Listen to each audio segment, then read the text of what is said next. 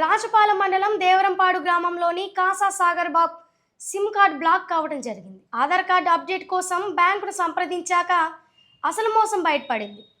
అకౌంట్లోని 1,43,000 నగదును పలు దఫాలుగా సైబర్ కేటుగాళ్లు కొట్టేశారని తెలిసింది.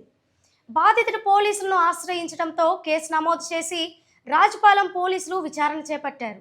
రాజపాలెం మండలం దేవరంపాడు గ్రామంది. నా పేరు కాసా సాగర్ బాబు. నేను మొన్న ఆదివారం నాడు సిమ్ బ్లాక్ అయిపోయిందని చెప్పి ఏలు ముద్ర వేసి 15,000 కాడికి ఒక 15,000 ట్రాన్స్ఫర్ కొట్టి 15,000 నా ఏలు ముద్ర వేసి 30,000 తీసానండి.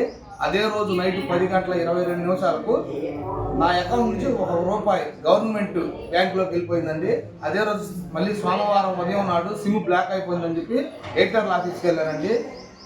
ఎయిర్టెల్ ఆఫీస్కి వెళ్తే అక్కడికి వెళ్తే మీ సిమ్ పనిచేయట్లేదు, బ్లాక్ అయిపోయింది, కొత్త సిమ్ ఇస్తానని చెప్పారు. అదే నెంబర్ మీద ఏలు ముద్ర వేసి కొత్త సిమ్ ఇచ్చారు. ఇస్తే 2 గంటల్లో యాక్టివేషన్ అయితే సిమ్ ఆగిపోయిందండి.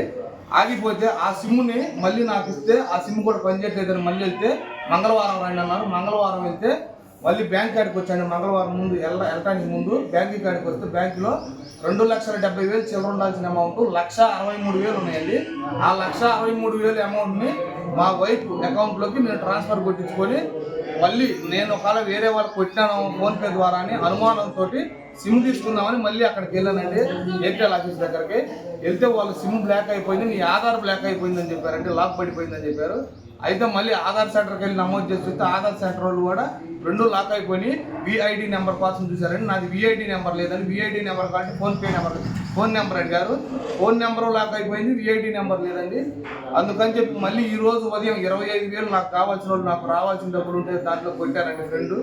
ఆ డబ్బులు తీద్దామని ఇక్కడికి వచ్చేసరికి ఆ డబ్బులు కూడా అకౌంట్ నుంచి మళ్ళీ ట్రాన్స్ఫర్ వేరే వాళ్ళకి వెళ్ళిపోయారు సార్. అవి సైబర్ క్రైమ్ నుంచి మన రాజపాలెం సిఐ గారు, ఎస్ఐ గారు నీకు అమౌంట్ పోయింది ఎట్లా తెలిసింది నీకు? నేను నా అకౌంట్లో చూసుకున్నా అండి. నా ఇంట్లో పేపర్ మీద రాసుకుంటా అంటే రాసుకునే రికార్డు అప్పుడు రాలా.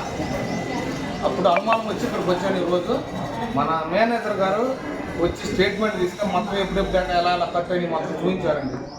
చూస్తే ఈరోజు చూస్తే మన రాజపాలెం ఎస్ఐ గారిని, సిఐ గారిని కలవమన్నారు. ఇవాళ ఎంత పోయినాయి డబ్బులు? ఇలా 25,000 25,000 ఇలా కట్ అయినాయి. ఇలా పొద్దున 5,700 ఇవాళ కట్ అయిందా?